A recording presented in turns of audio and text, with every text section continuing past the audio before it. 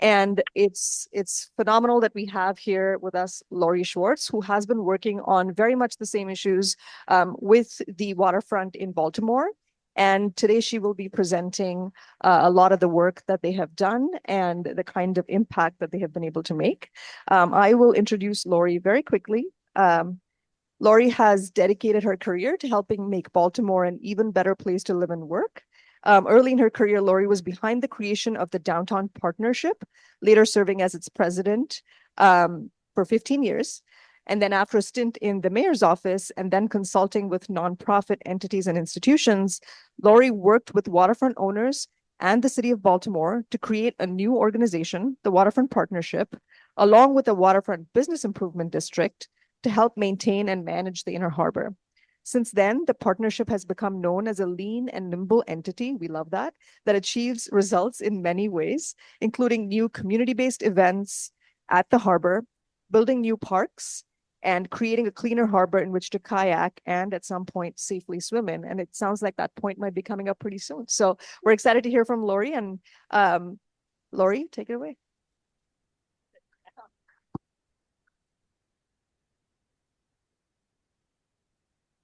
Thank you, Shruti, and thank you to you and Ryan and Sinead for organizing my visit. I'm so delighted to be here and incredibly impressed with the vision that's being created, and look forward to coming back in 2 years, 4 years, 5 years, 10 years to see how it's developed. Thank you also to Studio 111 for hosting this event and for allowing or hosting all the workshops and sessions that you had here for the community plan, Long Beach plan. That's just so important to be right here on the first floor and welcome people in. So today I'm going to talk about Waterfront Partnership as well as the waterfront. I was asked to talk a lot about the organization and how we're organized and what we do, because it's really important, I think, to have an entity that has an eye over the waterfront area and can make things happen quickly. Plans, city government, funding takes a long time, and the results are always or often or most often terrific, but we're focused on the shorter term and how can we make things happen while some of the longer term activities are underway. And we have some longer term activities that are underway or coming up. So we cover a lot of territory, and I'll show some of the different neighborhoods, but the focus today is mostly on Baltimore's Inner Harbor. This, of course, is a beauty shot, but let's see if I can get the pointer working. What I'm going to talk a lot about today is this area called the Inner Harbor Amphitheater and Harbor Place, 2 pavilions that were opened in 1980. They were, I believe, the first such festival marketplaces that were built and opened along waterfronts in the United States. Got a lot of acclaim and really helped transform or herald the transformation of Baltimore's waterfront from an aging port with old decrepit piers and warehouses into a recreational asset, which at the time I had just moved to Baltimore. Baltimoreans never expected to have that kind of draw for international visitors. They thought it would just be a little local market, and that's what many of the planners thought as well. But it, at the time, became an international destination. It's declined since then for a variety of reasons, so we can get into that. The other thing I'm going to talk about is Rash Field, which is here on the south end, and it's been partially redeveloped. I'll talk about that. And phase 2, which is still just the field, is going to break ground shortly. So just for those who don't know, Baltimore's on the East Coast. It's located not on the ocean, but at the terminus, if you will, of the Chesapeake Bay, or a terminus of the Chesapeake Bay, and is located between Philadelphia and DC. It's the demographics are somewhat similar to what was described for Long Beach. We have great disparities economically and racially, and I'll talk a little bit about how we've aimed to overcome some of those. But this was 1980, July 1980, the opening of the Festival Marketplace. Rouse Company had built it, but over the years it changed hands and became very deteriorated. Rouse Company was sold as a REIT, well, it became a REIT and then was sold to General Growth Properties, which I don't know if they were located or had any malls here, but they were a mall company. It was part of a larger package. They didn't know how to treat festival marketplaces or specialty malls, if you will. And so that, and then another owner, and there's going to be a major transformation coming, which I'll talk about. But Baltimore's Inner Harbor went through significant decline because of the decline of our major destination. So the Inner Harbor, you can see, is the green area at the center. North of it is our downtown. Few blocks away are our two stadiums, Oriole Park and Camden Yards. So it's all very walkable. And I'm going to just show you briefly the neighborhoods to the east of the Inner Harbor and then come back to the Inner Harbor. The neighborhoods to the east that are in green and blue are those neighborhoods within our district. The larger waterfront area extends 7 miles. And when I say that larger waterfront, we have a waterfront promenade, a brick promenade that takes you, there are a few gaps still where properties haven't been redeveloped, that takes you from the south, which is actually on the southwest side, left side of the screen, which is actually where Under Armour's headquarters was until they just moved a few weeks ago. And then around the red portion is the Inner Harbor I'll talk more about. And that takes you all the way around to what's called Canton and Canton Waterfront Park. So it's a terrific asset for the city, although we're facing similar challenges. For one, it's a brick promenade, very hard surface with bulkheads. It's aging, and we're seeing significant flooding, especially in certain portions, which I'll talk briefly about. So Waterfront Partnership was created in the early 2000s.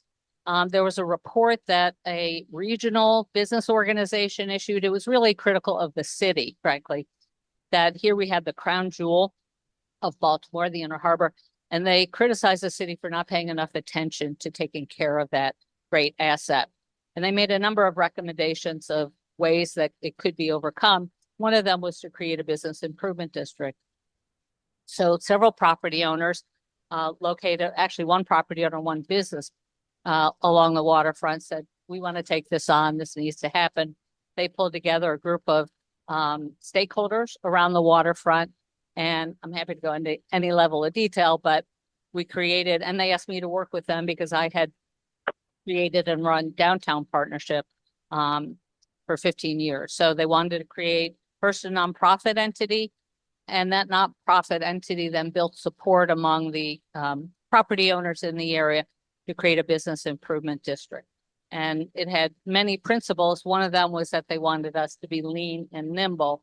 And I'll talk about that more in a second. But I don't have a lot of word slides, but you can see what our mission statement is, creating events and programs, and committed to fostering connections among diverse communities to ensure equitable access to our blue and green spaces. Our primary audience for our organization, for our staff, is Baltimore. It's Baltimoreans. We're happy to have visitors from around the world, from down the road, but our focus is on serving city residents. And we believe if we can create an active and vibrant place for city residents, regional residents will want to come, visitors from around the world. It'll be a unique and authentic place because it's of Baltimore. It'll be unique and attractive to others to come visit. And we're seeing that. Just a little bit about our organization. I just ran down a few of those things. And when I say lean and nimble, it's that we have a small staff of just 12, but we contract out for certain services. We run those services basically, though. They're extensions of us. They're not just landscapers out there landscaping. It's us that set the program and the planting scheme for transitioning to all native plants. We'll talk a little bit about that in a little bit more. And we contract out for our hospitality and cleaning services, which I'll also show you. So these are the neighborhoods that we work in. The Inner Harbor. Harbor East is a 25-acre mixed-use community. We've been lucky in some ways that Harbor East and Harbor Point were owned by single partnerships or ownerships. So they were both planned as planned communities, mixed use, and are very dynamic, developed really well. And Harbor Point is still coming out of the ground. T. Rowe Price just last week moved their global headquarters to Harbor Point. And then Fells Point is the most historic community in Baltimore and is a really unique neighborhood with historic elements and small sole proprietor restaurants and shops. So the Inner Harbor, Harbor East, Harbor Point, and Fells Point, the sole proprietor historic community that we all love. So our primary areas of focus, you can read. I'm not going to read everything for you, but I'll walk through some of the key areas that we work in and some of our successes. We start with clean and safe, like your business alliance, I think it's called, or downtown alliance. That's got to come first. Our guides work as hospitality guides. They're not as much safety or security, but they're a friendly presence. We have mystery shop company that comes, they send people in to test out. Do the guides greet you first? Have they helped you? Did they tell you where to find whatever your question was? Were they helpful? Did they ask you if there's anything else? We have requirements for them, and we have independent testers to make sure they are friendly and helpful. And it's very rewarding because they 90% are. And then cleaning, it's not just helpful to have a clean neighborhood, but to show visitors or whoever's walking the neighborhood, residents, that people are taking care of this area. They can see people wiping down some of the street furniture and sweeping the sidewalks. So I mentioned our main goal is to bring residents to the harbor. For a very long time, historically after 1980, when Harbor Place opened up, too many of our Black community members didn't feel welcome at the harbor. And we still don't hear as much as we used to, but we heard over all the years we've been in business, the harbor's not for me. I never felt welcome. I never felt the harbor was for me. It was for other people, whether it was just white people or tourists or visitors. It wasn't for local minority community members. So this area is in between the two pavilions. It's very dead right now, in part in the summers, the heat, as you spoke about, increasing heat levels. We don't even have events in August anymore because people won't come. Even with shade that we provide, it's just too hot. But this is a pretty dead area right now in between the two pavilions, which are about to be redeveloped in the coming years. I'll show you at the end. And so we wanted to find a way to quickly activate this area. There used to be buskers in the area where you can see the concrete steps, but that seems to be a dying business. So we tried to get them back, but it's been difficult. So in the winter, there had been an ice rink 15 years prior, and we brought that back, but put it here in the amphitheater overlooking the harbor. It's a smaller rink than there used to be at the harbor, but people love it because it's such a unique location overlooking the harbor. And we work with area schools and rec centers to bring kids and students here for free. We pay for their transportation as a way to bring in community members. Many of them come back with their families, but it's just such a thrill for these kids to be ice skating at the harbor. And then we, in the winter, hold the Makers Market inside the pavilions. They're only just filled with temporary tenants right now because they are going to be redeveloped, and put together something called Winter on the Waterfront, our WOW, and organize all the aquarium, the science center, vendors to provide specials throughout the winter. And we publicize and market all the things happening around the waterfront for the winter. In the warmer climates, we are looking at ways, or we started to activate the amphitheater, one by putting in some shade. And this drawing just shows some additional lights we're going to be adding, twinkle lights we'll be adding this summer. The shade has been really popular. A local bank, PNC, well, they're not local, but a bank in Baltimore provided the funding for this. And it's been just a great way for people to sit and relax and look out at the harbor. And they've been very respectful of it. We have a lot of vandalism throughout Baltimore and at the harbor as well, but they've treated this space well. Baltimore by Baltimore is a festival series that we created that's done remarkable things. We're going into our 4th year, and one of our staff members, our head of events, was a community organizer, and she used what she calls the principles of community organizing, that the sponsor, in this case, Waterfront Partnership, provides the infrastructure, the staging, the mics and everything. And I don't know if the video was starting yet. It doesn't need to yet. We provide the infrastructure and the funding and turn the mic over, in her expression, to a local producer. And if you want to show it, you could put it on now. Either way. Baltimore by Baltimore is an outdoor festival at the heart of the waterfront, the Inner Harbor Amphitheater. Each show has a different theme curated by a Baltimore community or cultural leader and represents a unique, creative network of makers, artists, musicians who show love for our city. Collectively, this creates an inner harbor that truly reflects our city's identity. Being here is sort of like the centrifugal force of why people visit Baltimore. The Inner Harbor is the perfect platform for events like Baltimore by Baltimore, just because it activates our downtown area. There's just so much amazing artistry and talent that comes out the city. To have a platform that we can do this locally on a high level is incredible. It's a good chance for us to represent and show people that's not from here what we're really about. Everything here is so important, so people can really see who we truly are. My dad used to come down here almost 50 years ago and bring his instrument and sit out here and just play music. And so it's amazing all these decades later to be back here with my dad to play music in this beautiful setting that means so much to me and so many other Baltimoreans. It's definitely important that this space is activated for the businesses that are currently here and for other businesses that may want to set up shop here.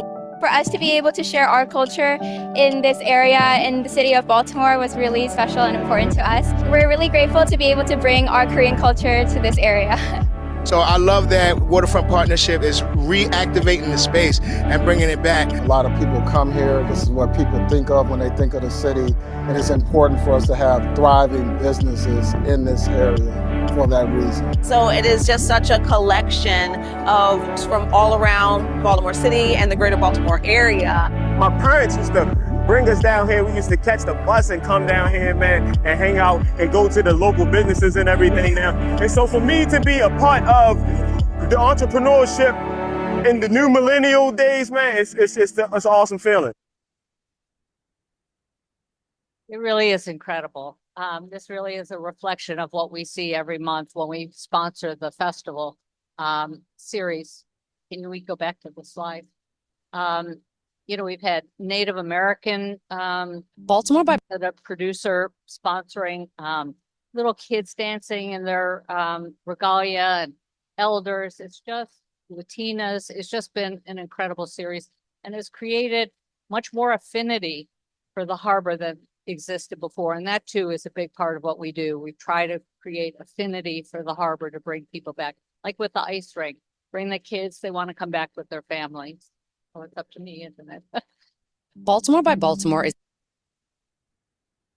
This is the number of people we draw, and it shocks us, and it's just so rewarding to see this kind of activity. And the makers, each producer also identifies makers or will help supplement with small makers from the community.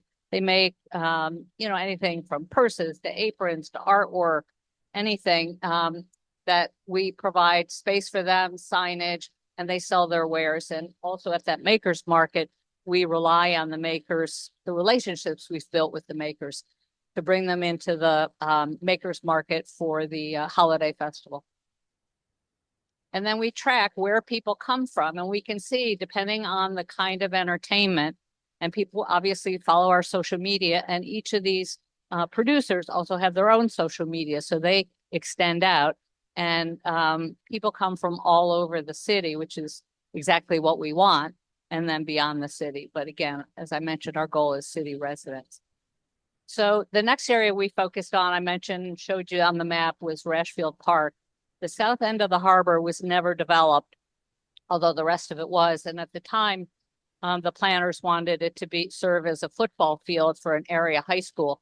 But that area high school moved further south, and it was pretty much left as a field.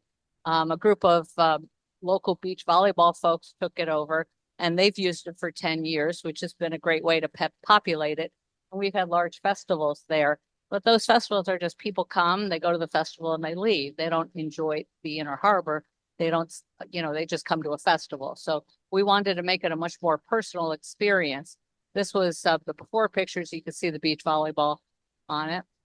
And so a lot of different groups talked about redeveloping Rash Field, and no one was able to do it. We thought we had the elements that would make it happen. We're patient, we're planners, we know what's needed. We have the ability to raise funding, hire designers, and we have many developers on our board, and they encouraged us to, yes, take on the construction as well. All the land in the Inner Harbor is city-owned. Some of it is leased out. There are ground leases, which I'll talk about, but Rash Field was certainly city-owned. City didn't have the resources fully to redevelop it, or the capability or wherewithal, I would say. And you know, I think somebody mentioned the other day in one of our conversations with the group that, you know, city agencies have a citywide responsibility, and we have the luxury of focusing just on this harbor area or waterfront area. So the city agreed they would give us the permission and help fund the park if we took it on. We raised funding from the city and state and private businesses to hire the architectural team and prepare the plan, and then capital funding for construction. So on the left is phase one, which opened in November 2021, and the phase two area that says in progress, we're groundbreaking next week. The first area was really focused more on children. Interestingly, it didn't have a skate park in the first plan, and some of the skate park advocates came to us, skating advocates in the city, and asked that we add a skate park. And we talked about it with area community members that had input into the planning. We did a whole outreach process, and everybody liked the idea. So we added it, and it's been extremely popular. It's more for youth. And then phase two is focused more on recreation and wellness and engaging activities for youth, not so much the children as in phase one. So you can see some of the areas that are open and active. We have paths that weave through the park. The harbor is very hard generally and linear. And here we wanted to create more relaxing, meandering pathways. On the right is the children's adventure area. And that's, I've said we need to have parking lots for strollers rather than for cars at the park because so many families come. We have Joey Jett is a local, but apparently nationally recognized skateboarder. And so he provides workshops for the kids and activates the skate park and teaches them skills. On the right is one of our guides who provides just fun activities, crafts activities at the park, which is so important to program spaces, not just open a space, but to program it and provide reasons and invite people in.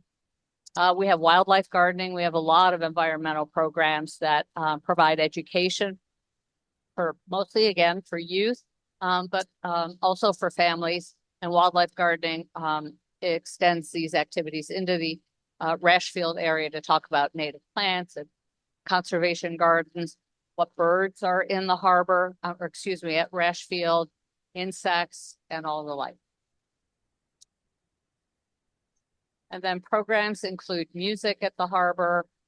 Sometimes we just put out these blue foam imagination playground pieces, and the families love them. The kids love to play with it. On Friday evenings, we host what we call Sunset Jams. It's just a chill activity. Most of the area families come. You can see we set up the tables and chairs. We have a local musician playing a different one each week. We have food trucks and liquor truck as well. And then the Baltimore Symphony Orchestra, we've convinced to come play for July 4th. We're going into our 4th year of that as well. And it's at Rash Field under this great tent. And it's just a magical experience. And then again, we track how we do. We track the number of people that were at the park in the earliest days through now. And the numbers do go down in summer. The most frequent visitors come in spring and fall, which are beautiful seasons in Baltimore, but summer's getting hotter and hotter, as we all know. And then we track the number of visitors as well. We use something called Placer AI. I don't know if any of you are familiar, maybe developers or retailers that track the frequency of visits, where people come from, their ages, and the like, based on cell phone data, but it's all anonymous. And then we track, did we increase the Black population coming to Rash Field? And in that case, in that instance, we have evened out, and we're seeing more minorities. We're pretty much Black and white. We have some Hispanic, Asian, American Indian, but mostly our population is Black or white. So new territory. In 2010, our chairman at the time, who is a conservationist, very large business owner now, declared we had our back to the water. We were doing everything on the land side. We were doing a great job. We had to take on the water. And so we were skeptical, but we said, okay. And we created the Healthy Harbor Initiative, which focused just on the water. It's got a number of elements to it, but the top right is was the first step, which was, we call him Mr. Trash Wheel. It's a device that a local, he's not an entrepreneur, he's just a friend of the waterfront, would walk by every day and see all the trash coming down the Jones Falls River into the inner harbor, and came up with this idea for a trash wheel. We helped raise money for the first one, which turned out to be too small, and then raise money for a larger one, which is working just fine. It relies on nature to power it, both the stream, the wheels are like the old mills that existed along the Jones Falls. And so it relies on the power of the water. And then there's some solar panels on the back of it. Trash, I think I've got a picture of, yeah, there we go. It takes out 550 tons of debris a year. Now, it's not all trash. Some of it's woody debris, but after a storm, it looks like this. You can see lots of plastic bottles. And so trash comes down, the booms channel it to the trash wheel. There's a conveyor that goes up, the trash goes up. There's a dumpster in the back, goes in the dumpster. And then the operator, who is the inventor, brings in boat by boat, takes the dumpster away, puts a new dumpster in, and eventually the trash does go to our incinerator. We've wanted to recycle the trash, but it's just too contaminated from the water to recycle. We have a number of activities. Oysters, you may know, help filter the water, 50 gallons or so a day per oyster, but we do this not only to try to help filter the water, but to engage people at the harbor. And we have huge response when we put out a call for oyster volunteers. It's a pretty dirty activity, but it's something different and unique. And you can see we have kids and families on weekends. We work with corporations who all have teams of 10 and 20 people that volunteer during the fall and winter season to plant the oysters and clean them. And then we take the oysters out on a boat to an oyster sanctuary where they get to live out their lives. It's just great fun and people love it. And again, we do it for every time we do it. Not only is it educational for the people doing it, but there are people walking by and they stop and ask and learn about the oysters. And that's another way to convert people to volunteers. These wetlands are wetlands that our National Aquarium built and installed. They just opened about 6 months ago. And it's a patented system. So I thought there was some interest in wetlands here. I'd be happy to hook you up with people there to learn, but it's an incredible system that is now free and open to the public. They have educators there to walk people through and talk about it, but they've replicated the kind of wetlands that existed prior to the harbor becoming polluted and redeveloped.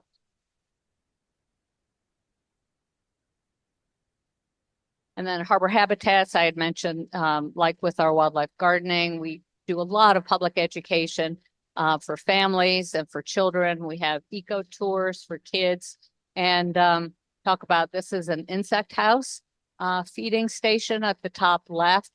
We have turtles now. We built a little turtle island, which is another great attraction for people at the harbor.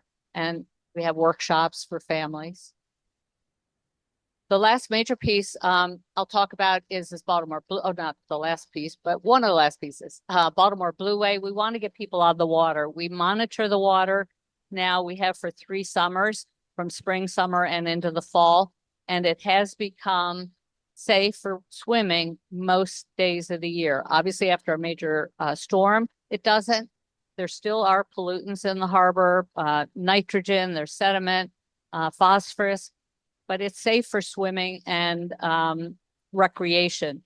The two main pollutants that have been in the harbor that we needed to address were bacteria and trash. You can see with Mr. Trash Wheel, we've dealt with the trash, and the city does have skimmers in the outer harbor that help pick up trash coming down through the outfalls, through the storm drains. And the city, for lack of timing, has been under a EPA consent decree to clean up the sewage. There have been a lot of sewage spills into our waterways, the Jones Falls, and directly into the harbor. And they've spent $1 billion over the last 15 years to reline all the pipes, put in new ones, and increase the treatment in the wastewater treatment plant. So Blue Way was next. We have some kayakers, but now we're organizing a way to bring them back, and not just bring them back, but make sure they're doing it safely and not interfering with any of the maritime traffic. So it's an extension of our landside trails and park trails throughout the city. We have a flotilla event every year, which celebrates the cleaning of the harbor, and we get 300 or 400 people on kayaks coming in. The right is, we don't usually move Mr. Trash Wheel, it's usually stationary, but for this event, we move him to the inner harbor, put a band on him to entertain the kayakers. So the last piece is swimming, and I mentioned that the harbor is safe for swimming now, most days of the year.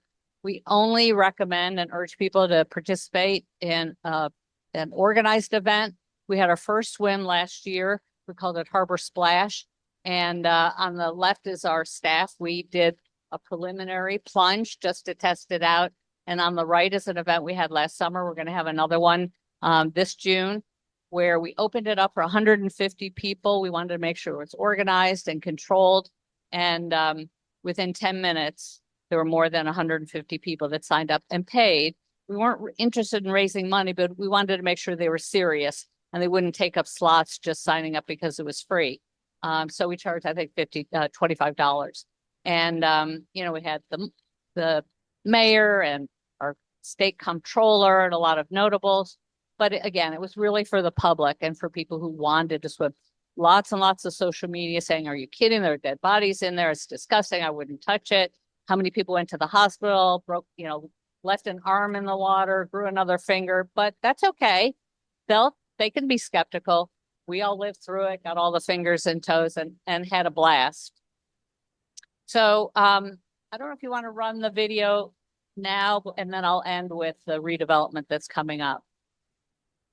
This is a 2-minute version. There's another one on YouTube for 8 minutes. That's even better, but it would take too much time. It's summer 2024, and we're about to jump into the Baltimore Harbor. Waterfront Partnership is hosting Harbor Splash, the first public swim in the inner harbor in over 40 years, and there's a lot of excitement. A highly anticipated event, the Harbor Splash, 150 people to be exact. I'm about to swim in the Baltimore Harbor, and I'm not alone. We've seen so much change. We cannot wait to jump in the water. Mayor Scott and other city officials joined in on the fun. Scott saying he wants to continue changing the narrative around Baltimore's inner harbor. When I was a kid, never would have imagined that we could even do this. It's a good day, and it's a perfect day to do it. By all accounts, the swim was a massive success, but that wasn't always a given. Let's rewind.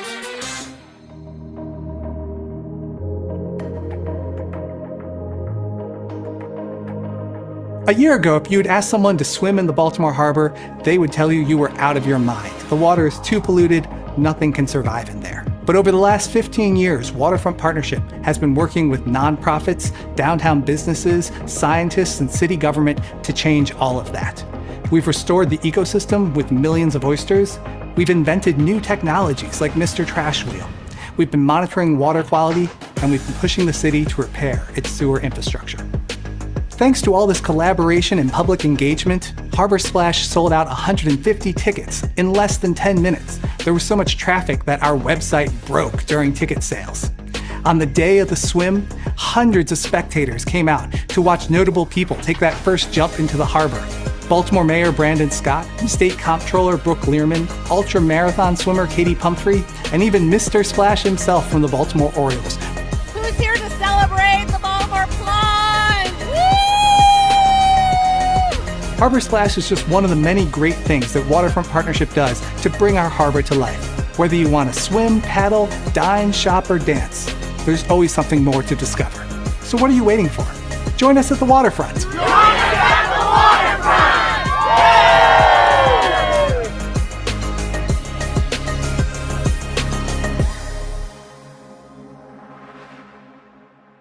That was fun. Just a few more quick minutes on the future and where we're headed. So we too are facing flooding challenges. This was a hurricane impact from a hurricane. It wasn't even hitting Baltimore directly, but the impact from a hurricane just a few years ago. And this is a before picture, well, it's a current picture of the Inner Harbor. I'm going to show you next the redevelopment proposed by a local developer who bought the rights to Harbor Place, the two low-rise pavilions. The original plan for the Inner Harbor was to have all low-rise other than the tall building, which is a World Trade Center, and then across the street have mid-rise or high-rise buildings overlooking the harbor. This developer has prepared a plan that would bring these two high-rise residential towers right on the harbor, a total of 1,800 units, a sail building, which would have commercial inside and on the out layers that you can see, retail and restaurants. The Inner Harbor Amphitheater would be developed as a Freedom's Port kind of stream, if you will, with a lot of shops and restaurants and activities and a much more shaded amphitheater. The promenade will be raised 6 to 8 feet, depending on where around the Inner Harbor it is. And there will be a raised platform, much more shaded again, and then a lower promenade that will be a floating promenade. I meant to mention that our waterfront, our harbor is unique in that there are no railings, there are no barriers between people and the water, which Baltimoreans love. And so likewise, these are more seating. There won't be barriers. You can see on the lower floating promenade, there's no barrier at all. And then wetlands modeled after the National Aquarium wetlands. It's been very controversial, but it did go to referendum in Baltimore because the developer was raising the height limit that existed for the Inner Harbor that required a charter change. And Baltimoreans passed it 60% to 40%. So it will be starting. The promenade will be redeveloped as well. As you can see, that's what I'm really showing. And that's being funded first by state money that's flowing through Waterfront Partnership because it had to go to a nonprofit, not directly at state capital funds. Couldn't go directly to a for-profit entity. So we're working with the developer on the promenade. So that's us. That's making waves for 20 years and what we've done. So thank you so much. I hope I didn't go on too long.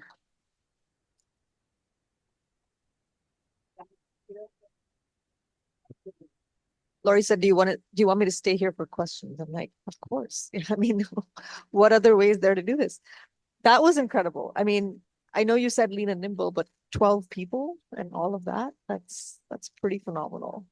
Also the time, yeah, of course, obviously. And I think it would be great to hear a little bit more about how those partnership models come to be and, you know, how the Waterfront Partnership is able to have that kind of broader impact through those partnerships. But also I wanted to highlight, you know, just having familiarity with the Long Beach Vision Plan, like 15 years to have that kind of impact on the water quality to enable people to actually be able to swim. We're looking at a vision plan that at a minimum is looking out to 50 years, potentially even longer. So in that time scale, this kind of change seems very possible because of what you've demonstrated. So thank you for sharing that. I want to open it up to questions since we are running a little bit over time. But just from my side, I would love to hear more about the partnerships and how you've been able to work with all the various players, whether it's private or public, to enable the kind of impact you have. So maybe you can weave that into your responses a little bit more. But opening it up to the audience. Yes, we have a question here.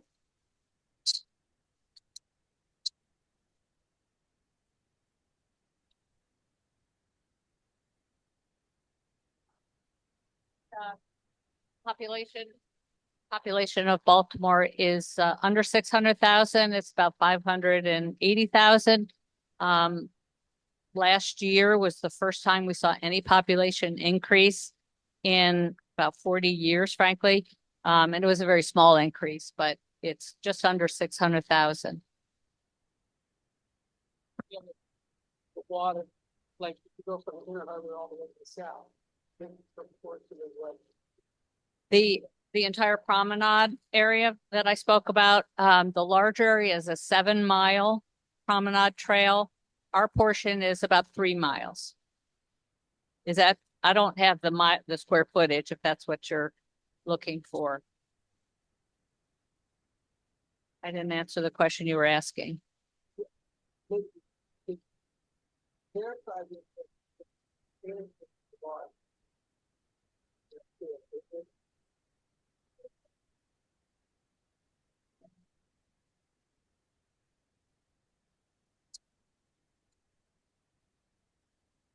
Oh, yeah. Yeah, I was saying that the Inner Harbor is probably most close in scale to what the downtown waterfront is in terms of the sort of linear feet of waterfront trail. And of course, Long Beach's waterfront also extends much further than that. So I don't know how that 7-mile would compare to what extend in Long Beach. I'll have a better sense when I see it this afternoon, I think. To me, Long Beach waterfront looks much larger and much deeper than ours. I mean, our waterfront, is the water's edge, public promenade, one ring of activities, whether it's the aquarium or Harbor Place, and then a street. So it's certainly not as deep, I know, as Long Beach, but I'll have a better sense when I see it.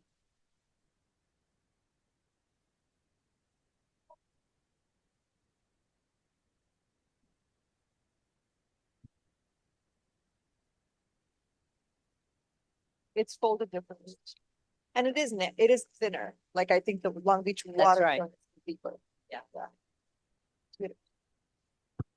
Well, as someone who grew up in the Baltimore area, it's amazing to see where I wouldn't go before, but I spent a lot of time going to Fells Point, seafood, and I was just didn't see any mention of commercial fishing in the area, how this revitalization, and it's I mean, I'm really amazed. I haven't been there since the early 80s, and even then it was a little dicey being down there. We could go down there during the day, but not at night. That's an element. But also, I'm very interested in the effect it may have had on the commercial fishing industry in that area.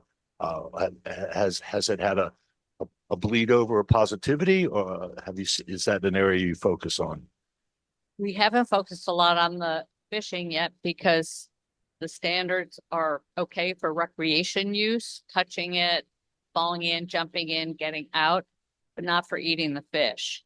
So that's why we've focused more when we talk about it, about the swimming and not the fishing. There are a lot of people that fish and just on their own, some for recreation, a lot to eat. And, they talk about knowing when to fish and when they can eat and what kinds of fish, because apparently the fish process the water and the pollutants in the water differently. But we've not focused on it. We want to, and we've had a few occasions where a local fisherman has taught kids. Again, we're always wanting to be interactive with the local community. Have taught kids how to fish, but we don't encourage eating the fish.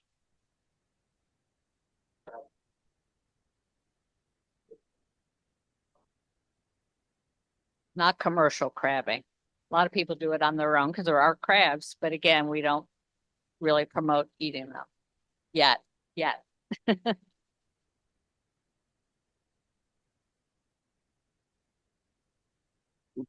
Great presentation, thank you. While you were presenting, you mentioned some comments about the demographics, which caught my attention because of the mention of Fells Point, and it being the largest historic part of this waterfront edge. I was curious more about what are the kind of cultural objectives for preserving that history, and how is that being considered in these new developments? And then secondly, this notion about the water being cleaned in long term, it seems like most of the issues are relative to the city's long-term stormwater management strategies, upstream watershed conditions, et cetera. What are they doing in conjunction with this effort to kind of stave off, longer term, population growth? It's a catch-22 when your population is expanding and the treatment is for only certain parameters. How are you considering that? That is a good question. The city does have very limited resources, and so their approach has been more to impose stormwater requirements and higher standards on redevelopments, and not so much activities they directly are partaking in. They have done some stream restorations, and the wastewater treatment, the sanitary sewage cleanup goes throughout the entire city. It's not just, a great benefit is at the harbor, but it extends throughout the entire city because in part, not only there have been a lot of sewage backups in residents' homes, poor and not poor neighborhoods. That's throughout the city, just depending on where those systems lie. So a lot of it is put on development and making sure that the densities are not always what the developers want, but they're lower densities that the system can handle, or that the developers have to put in their own systems to help clean, or help augment the city's sanitary sewer system. The larger developments, mixed-use developments, for example. There's another piece that you asked about Fells Point, and then there was a third. In terms of racial makeup in the future of the harbor, the developer of Harbor Place and the promenade that I showed happens to be Black. And he and his team have a deep commitment to making sure that everyone is welcome at the harbor. And for example, Harbor Place has temporary tenants right now while they're working on the development plan. It was empty pretty much when they bought it. And they won't be developing the pavilions for another 1.5 or 2 years. The promenade will happen first. So they've been putting in local entrepreneurs, some of our makers, and I would say they're 99% Black entrepreneurs. The Freedom's Port that I mentioned, which is at the end, will be built at the entrance, harkens back to the slave trade that occurred at the harbor. And apparently Baltimore did have a large free Black population. And they will be having a lot of symbolism and signage around that. So they're very committed as well in a deeper way, spending more money than certainly we ever could to make sure that our Inner Harbor not only feels inclusive, is inclusive.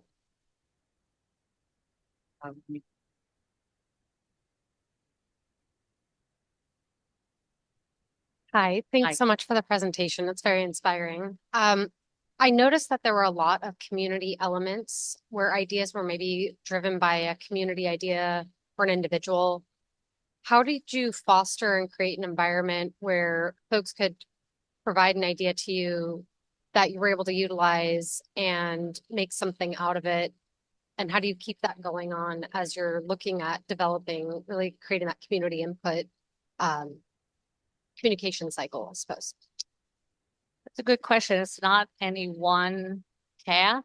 For one, the staff member that came up with this idea, the Baltimore by Baltimore series, was a community organizer and from the community. Mm-hmm. So she knows a lot of people throughout the city and is often connecting with them to see how we can attract them, their communities, to the harbor. How can we make the harbor more attractive to them? We also do outreach sessions, mostly for our planning projects, like for Rash Field. We had for phase 1, and then another set of outreach sessions for phase 2. And those went not just to people who came to the harbor. More importantly, we had folks going out to parks and rec centers and schools to ask people, would you, if it was redeveloped, would you come to the Inner Harbor? Would you come to Rashfield? What would bring you? What would you like to see? Otherwise, we get random emails to our office just in our inbox, which have some of the best ideas. When we're at Rashfield doing some of the programming, like I showed you the table with kids and families, often they'll say, well, why don't you do this or do that? So it's really kind of bubbles up. It's more from the community than from board members, for example, of ideas of what we could do.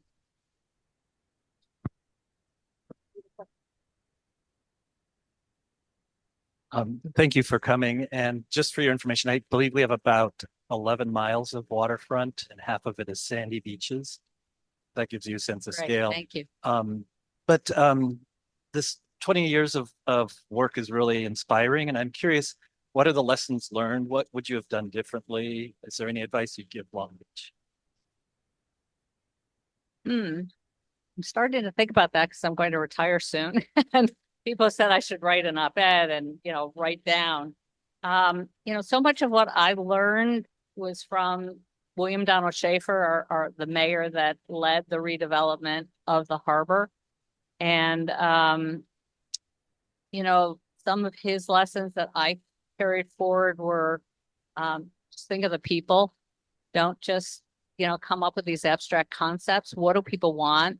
What will bring people? What are they asking for? Be in touch with the people, as he would say.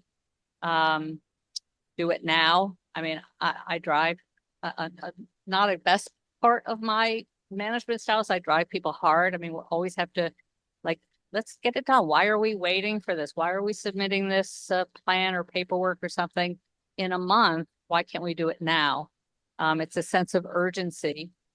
And, one of the lessons he also taught me, Schaefer, was a project I was working on, not at the harbor when I was at Downtown Partnership. We put new street furniture in, benches and banners and planters and the rest. And he came to see it before we opened it up to everybody. And he said, he pointed to a bench. He said, that's always been there. I said, no, we just put it in, a week ago or a couple of weeks ago.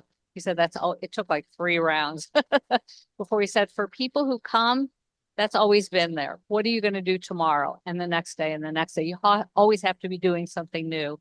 And that's a lot of what we do. We're always doing something new. We're trying, we experiment. Failures, okay, not every project, not every plan is going to work. So we experiment a lot as well. That wildlife gardening has been very popular. That was a trial. We didn't know if people would be interested, but we teach people lessons that they could take home and kids can do in their backyard, whether it's, little bird houses they can make themselves out of a bagel with peanut butter on it and seeds or nuts. So a lot of it is just doing what people can use and enjoy.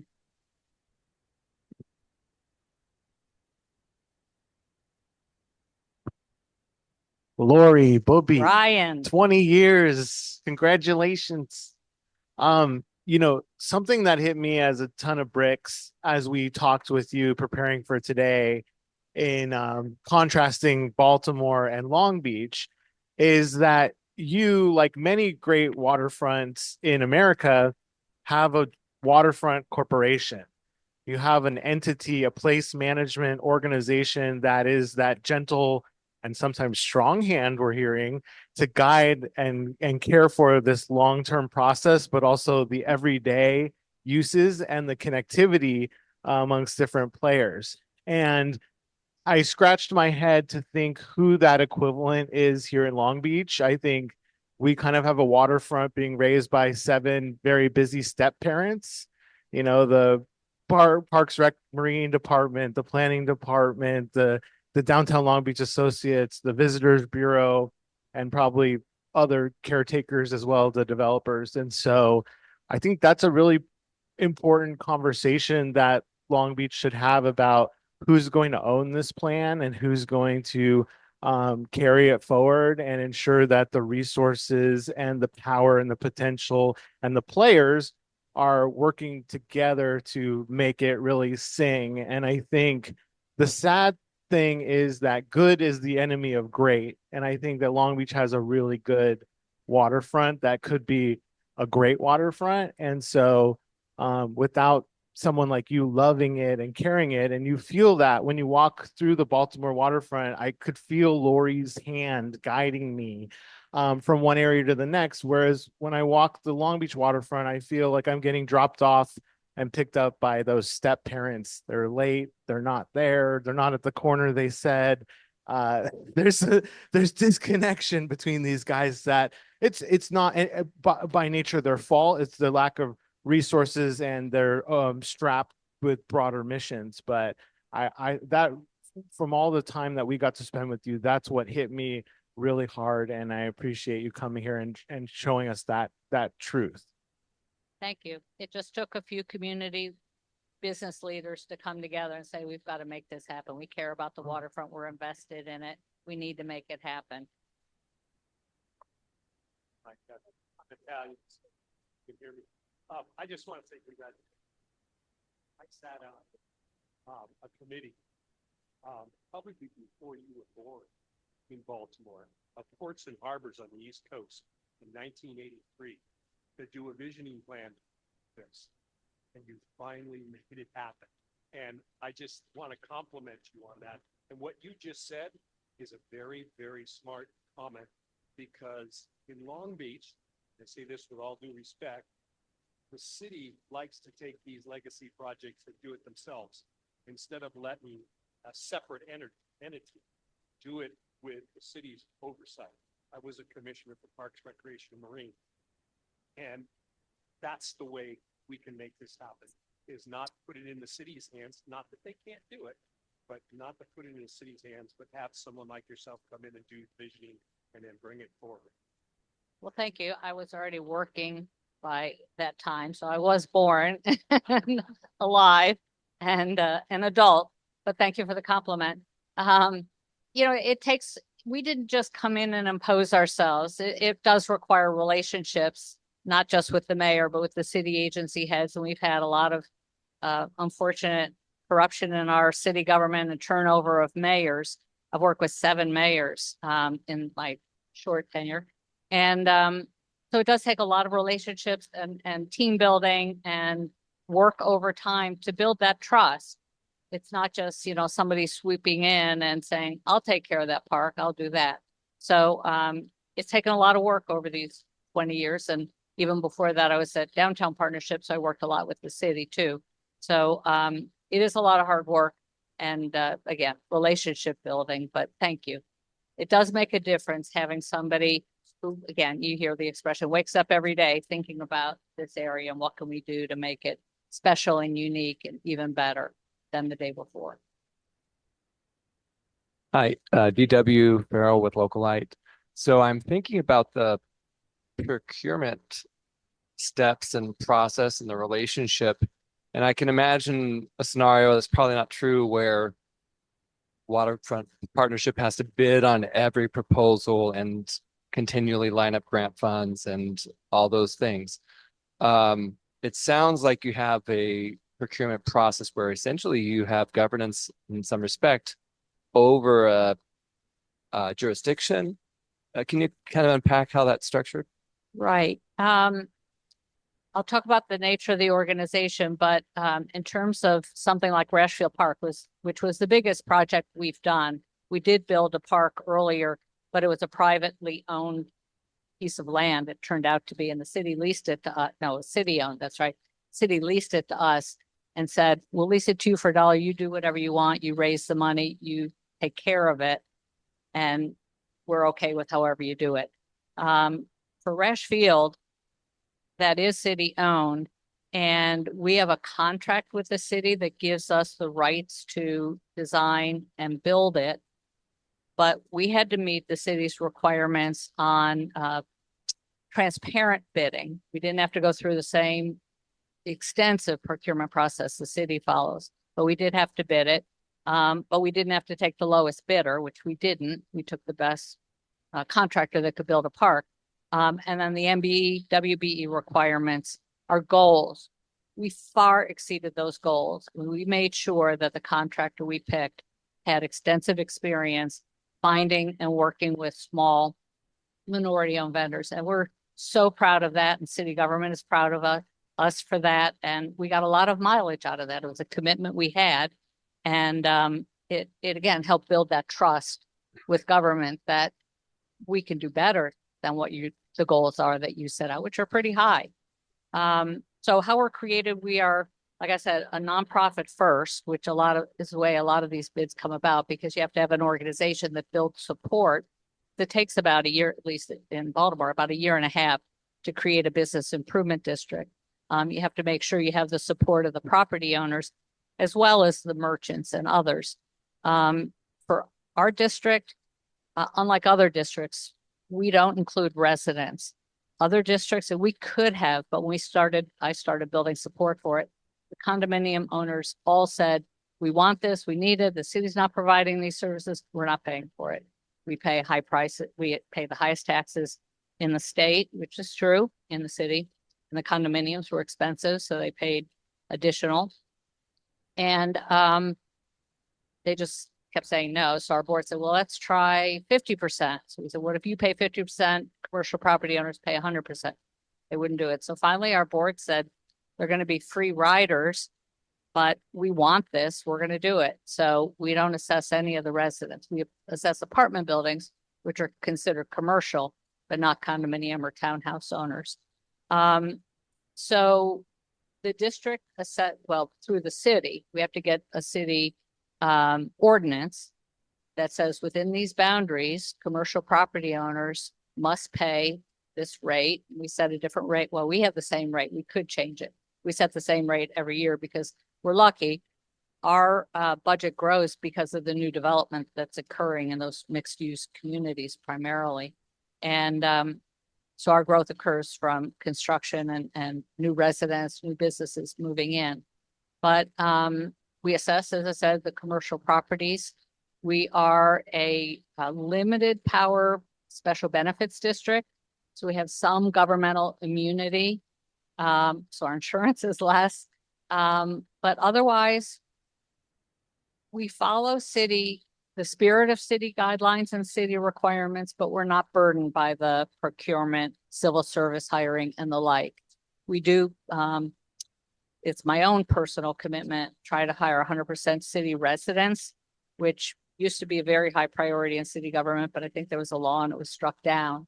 And so they don't even adhere to it as much as I feel like we need to. We've got to have people invested in the city that live near the waterfront and the like. So we have the spirit of many of the city requirements, but not the complete legal requirements.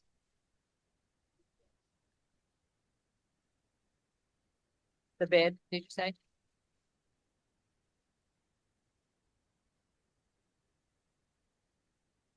Yes. Within those boundaries, the city collects the surcharge revenue and they send us a check, the city taxes come out in July. So we'll get a check by the beginning of August, another beginning of September, next beginning of October.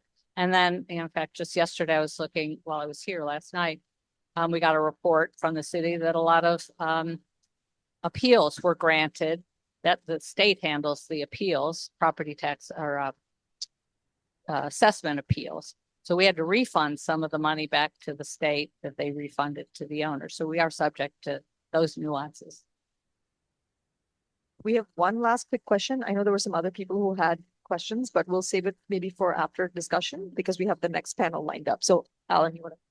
Well, it's just following up on Laurie. So what is your annual budget?